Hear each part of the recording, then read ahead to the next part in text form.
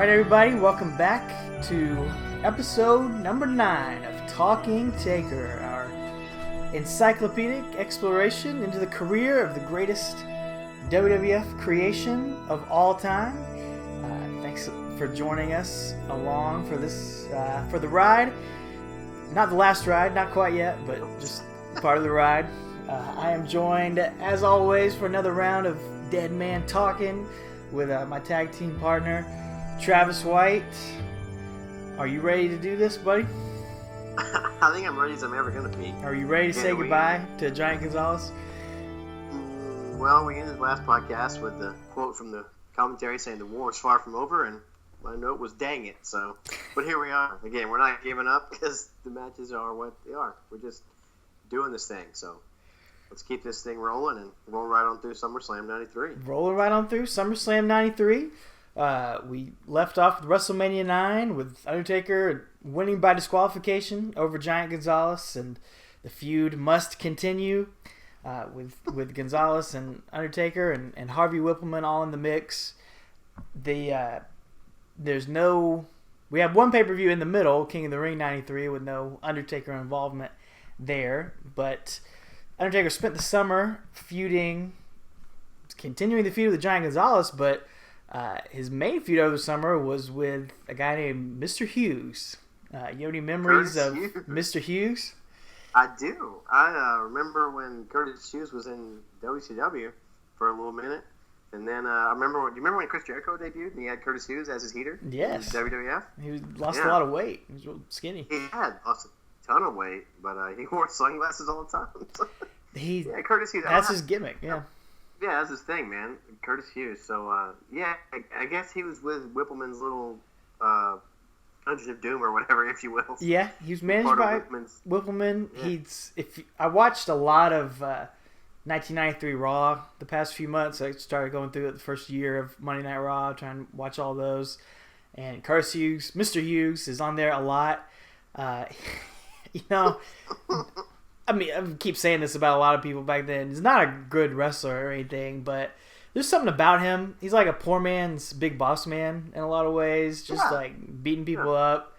But his outfit just kills me every time. I've never understood him and IRS, both wrestling in tie, business suit, suspenders, dress shoes, dress slacks. But Mr. Hughes took it to another level by wrestling with his sunglasses on. And I mean, what is the logic in that? Like, how does that help him to have his sunglasses on while he's wrestling? It can't, man. It's ridiculous, but he's stuck with it, you know? Stuck with it. It gave Bobby Heenan a chance a lot of times to say, you can't hit a man with glasses. Exactly. Yeah. But I bring it up because it's actually, it's weird. They feud through all summer of 93, and Giant Gonzalez, I mean, that feud is not on Raw at all, hardly. Undertaker's mainly feuding with Mr. Hughes, and Mr. Hughes does something pretty historic in this feud. I don't know if you know. Yes, he does. Yeah, he becomes the first person to ever steal the Undertaker's urn and has possession of it. He carries it around with him in his matches. And Harvey Wippleman has it with him, and that is a trope that we see throughout the rest of the 90s and a few different feuds. But Mr. Hughes is the first one to take it away. Yeah, who would have thought that, you know? That's another trivia question that's like, you know, you wouldn't get off the top of your head, you know? Who's the first person to steal Undertaker's urn?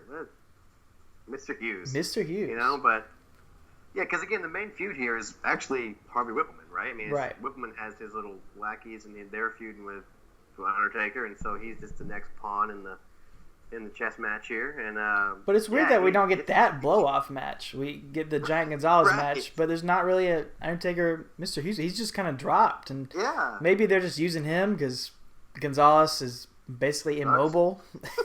Can't really travel around to the shows or anything. I don't know.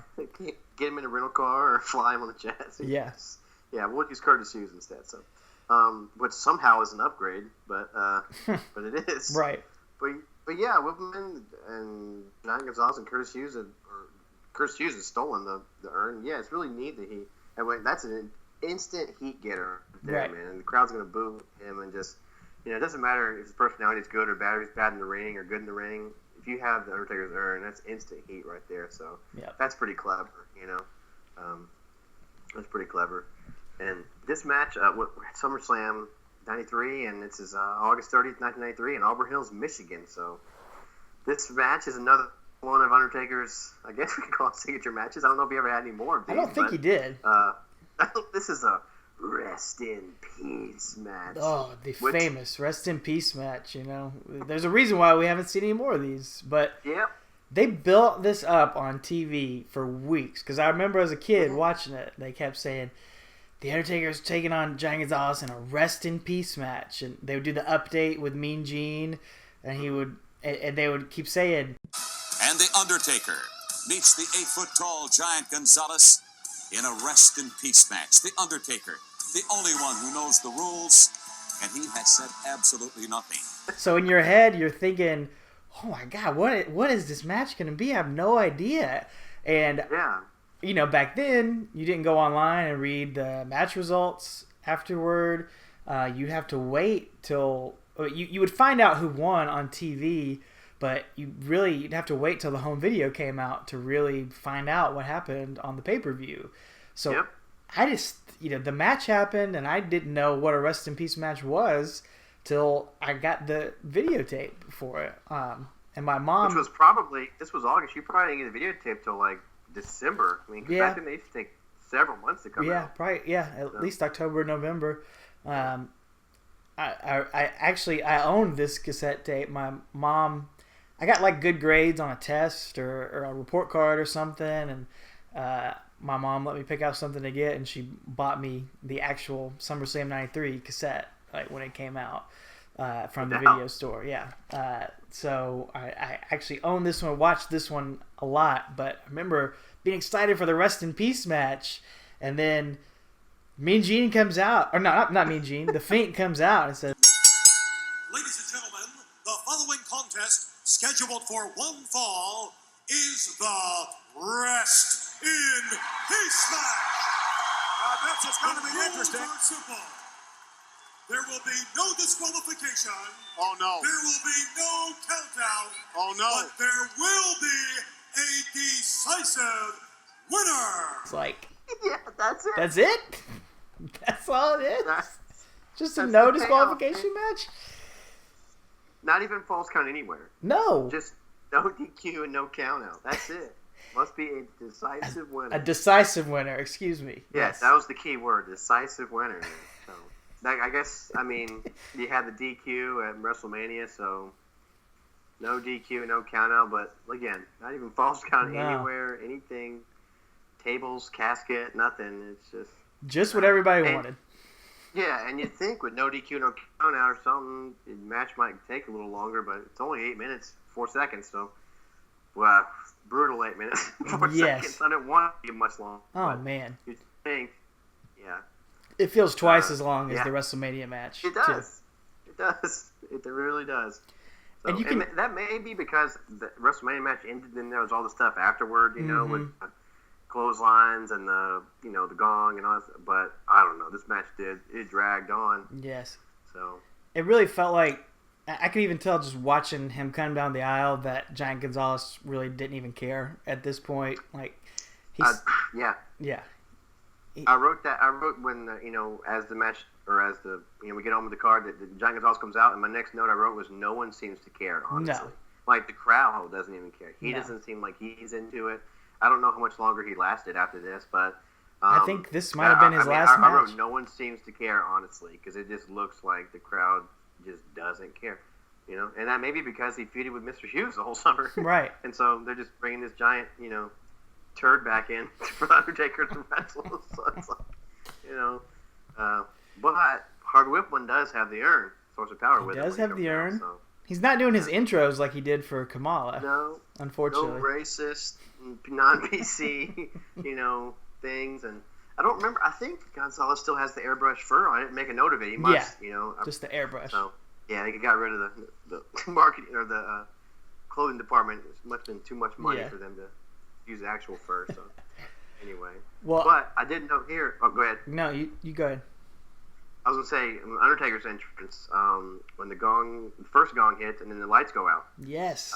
Which is the first time on pay-per-view it's taking place again. I don't know between WrestleMania and now if it's taking place on Raw or not, or any of the other shows, but this is the first time on pay-per-view we've seen this. The lights go out, and Vince and this place is going bananas. It's just, yeah, awesome. And Bobby Heenan, as soon as it happens, he goes, "See ya!" Like, yep. He's running away. It's so great. good. Dude, I got excited when the lights went out. I was like, yes, finally. I've been waiting for it. I know. Because we didn't know when it started, when we first started doing this. So it's really neat. Again, that's part of the fun of this whole thing, is just getting to see all the iconic things we know as Undertaker now, 27 years later. Really cool getting to see them, all the little puzzle pieces getting put into place. Exactly. As they, make him who he is. So. And I thought it was neat that they had the big video screen above the entrance there, and then his logo comes on the screen as he's coming out. Yeah. It kind of reminded me, for a long time they've had the Titantron videos and everything, but nowadays it's more like that, where it's just like a big giant logo on the screen. They don't really play a video anymore, so I thought kind of everything old becomes new again. That's true. In a way. Very true. That was interesting. I didn't think about that. Yeah. Very neat. And he does not have Paul Bearer coming out with him either. Right. Which I don't remember what that was about.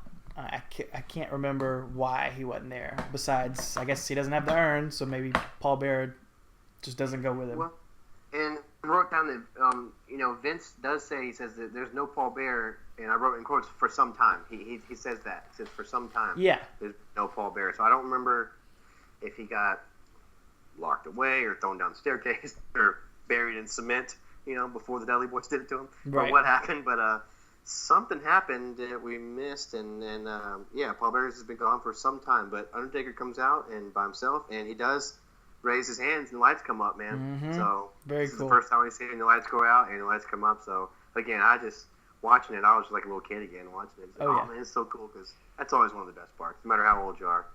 And then once you learn that he's not really controlling the lights, it's okay. But when you're 7 years old, you see it, you think he is. It's just amazing. So. I mean, as far as we know, he might be. Did you notice Vince called him the Man in Black, and then Bobby Heenan said, "I bet Johnny Cash has a picture of him on his wall." Yeah. Again, Heenan, just so good. I enjoyed that. Yeah, it was great. I did notice that.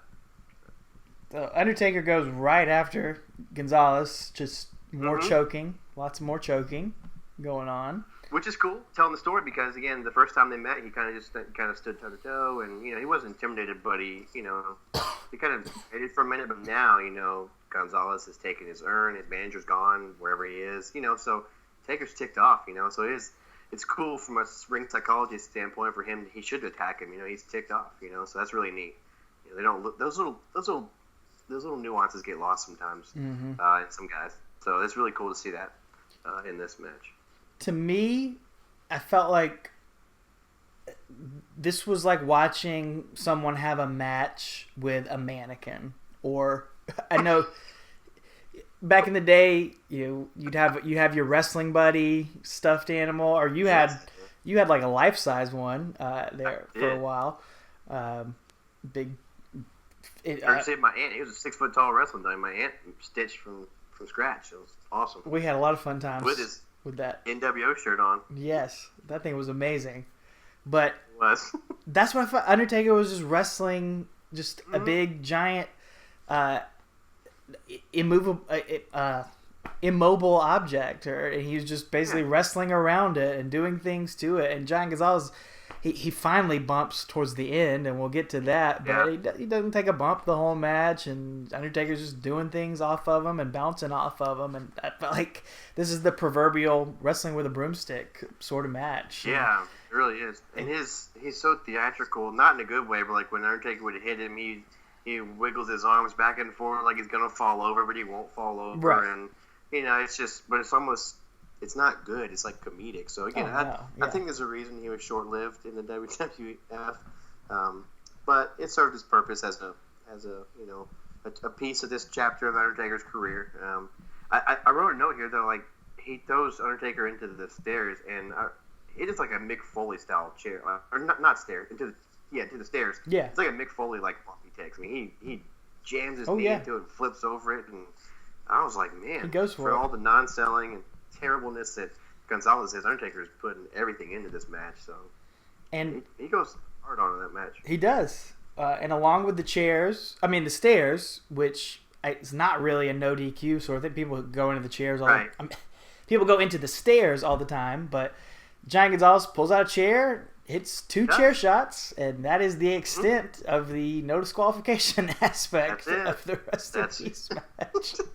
Yeah. I guess no chloroform. No.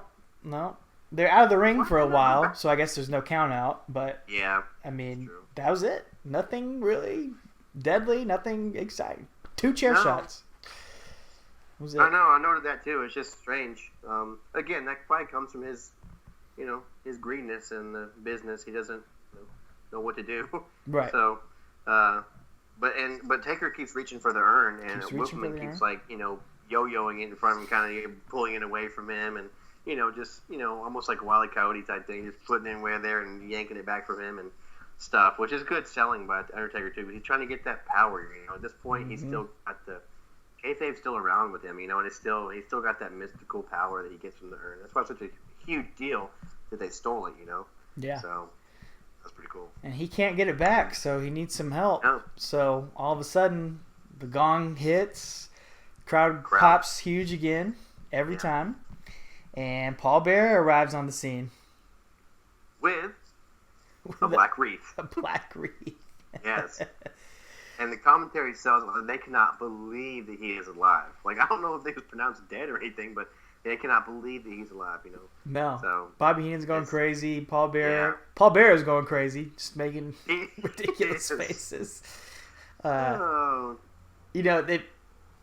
That gong hitting, they've used that a few times, just like with random. They used it at WrestleMania, and I think another time, just with just the one gong. It wasn't the full music, just the one gong. Kind of reminds me of Bray Wyatt's little, I don't even know what you call it, his little sound effect that goes off when he just pops in and pops out, just that little noise to signal and get the crowd to pop huge. So I don't know. Thought it was an interesting connection. Yeah, it is. But it is. Paul Bearer gets his big spot in. He does. Clotheslines Harvey Wippleman, man. And then he grabs the urn, and dude, this crowd, you thought $1 million dropped from this guy. They just go absolutely nuts, man. They love it. And he holds it up high. You know how theatrical he is. Yes. Now, he's theatrical in a good way. Yes. He's selling to the last person in the last row. He holds it up high. And at some point, Undertaker was knocked over or something during all this because he sits up from the ground, and the crowd just loves it. And hits a bunch of throat chops, clotheslines, and then he goes up top for a top rope diving clothesline. Mm-hmm. He hits 5 clotheslines, and then finally gets Gonzalez to go down to one knee. It's the top rope clothesline for the win, and I just put, sure, why not? Yep. That's what I wrote. Holds his arm, bends him in a classic pose, which is cool. But why not? I mean, that's a close. It didn't take a tombstone. He probably didn't want to try to break his back, pick him up or anything. And, why not end this feud this way? No DQ, no count out. Meanwhile, all he did was 2 chair shots. Yeah, whatever. So, but he does the classic pose. So we've seen the gong, the lights out, him raise the lights with his hands. And the classic pose. Shakespeare pose, as Pritchard calls it. Yeah, the Shakespeare pose. So he's building, all the pieces into who the Undertaker has become. So that's really cool, though. And I'm trying to find something cool to talk about with this terrible match. But I mean, it goes to show, like you said, the crowd went crazy when Paul Bearer got the urn back, and they go crazy when Paul Bearer comes out, and it, they're into this character so much that. He could have been fighting a broomstick. He could have been fighting a mannequin, and it wouldn't have mattered. They were into it so much. And wrestling is not always about 5-star technical matches. Nope. It's sometimes it's at its best when it's storytelling, and when there's just a character that you're invested in that makes you care about them. It's sports entertainment, after all. Right. And I don't think that's as negative of a term as a lot of people in wrestling make it out to be. Now, right. Don't get me wrong, this match is god awful. It is -5 stars. No one should ever watch this match for any reason unless you're doing a podcast going through every Undertaker match. But he's still a mega superstar, and they continue to push him big and give him all these big wins and make a big deal out of it. I want to say that here is that he puts the wreath on Gonzalez and he poses with Paul Bear. They're back together. Paul Bear's there with him. The urns there. He does the eye roll. And commentary just, all of them are going, putting over how huge, how unstoppable the Undertaker will be now that they're reunited. They say, now that he and Paul Bear are reunited, he's going to be unstoppable. And that's really cool. Like you said, it's just building this character up. I think Vince McMahon knows he has big plans for this guy. He can see definitely. it. How much the crowd's into. And then a little interesting note: after this match, Giant Gonzalez turns face. He does. He chokeslams Harvey Wippleman. Has his brief little face turn. He gets right up after the end of the match and is just arguing with Wippleman. We talked about Gonzalez making Undertaker look small. I mean, Harvey Wippleman is half of his size. It's crazy. Yeah. Looks like a baby standing there. Hits him with the choke slam. They're trying to get something out of this guy, trying to replicate the Andre the Giant Bobby Heenan moment where he finally turns on Heenan, and it's just, no one cares. He lays the wreath on him. Yeah. What are you going to do? You can't do anything with this guy.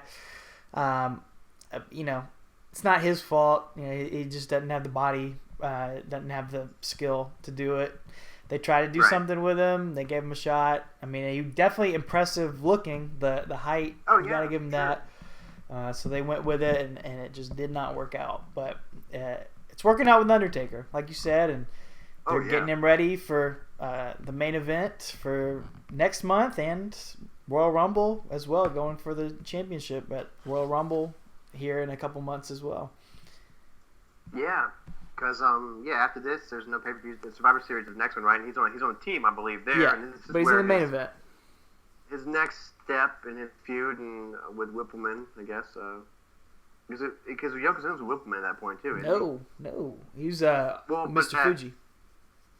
Oh yeah, Mr. Fuji. And then Jim Cornette. Royal Rumble, some of Wippleman's guys come out, I think. Yeah, anyway, I guess we'll get to that when we get there. So yeah, I feel like it all kind of plays together. But he's with He's going to begin his feud with Yokozuna starting at the next podcast we talk about, and that match is going to lead to a great match with one of the best special referees of all time.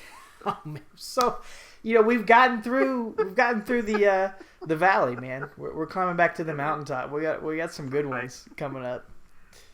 We do. So interesting Survivor Series match coming up. Really interesting. Well, I think it just it's more of a match that plays into building the next feud. But this chapter is closed. He's beaten the Kamala and the Ugandan Giant. He's beaten Giant Gonzalez. So, they both got Giant in their name, I guess. So he's taking down the Giant here of Harvey Wippleman. And this chapter is closed, and he's on to the next chapter. So. And we'll be on to that next chapter on our next episode next Friday. But until then, we'd love to hear your feedback about SummerSlam 93. What did you think the Rest in Peace match was going to be back when you were a kid and or younger, however younger you were? Or older. Do you think we should have another Rest in Peace match someday soon? Should we bring that back? Should we name a pay-per-view after the Rest in Peace match and have a bunch of those matches? You could do a whole pay-per-view of just Undertaker gimmick matches. That's true. You could. That should be 8 or 9 matches. Yes, that should be Halloween Havoc. Just bring back Buried Alive, casket match, coffin match, and coffin match. Yes, exactly. Hell in a Cell. They're different. There's some other ones too, but Boiler Room Brawl. Oh yes. Inferno. Well, that's kind of Kane. Inferno. Yeah, he was in that. The body bag. Mm-hmm, do that. Mm-hmm. Well, let us know your feedback. Hit us up on Twitter at Talking Taker, at Alex Doriot as well, on iTunes, Google Play, YouTube, all that good stuff. Leave us a comment, leave us a review, subscribe, let us know all that good stuff. We are open to all sorts of sponsorships as well. We will be corporate shills. Absolutely. I forgot to mention our sponsor for this episode, IcoPro, brought to you today. You gotta want it, people. You gotta want it. Yeah, that's right. I wonder if they're still around. Oh, I doubt it. I doubt it. Highly doubt it. Oh, if you were there, if you were at SummerSlam 93, please let us know. Please. In the meantime, take her easy. And rest in peace. And now, see ya!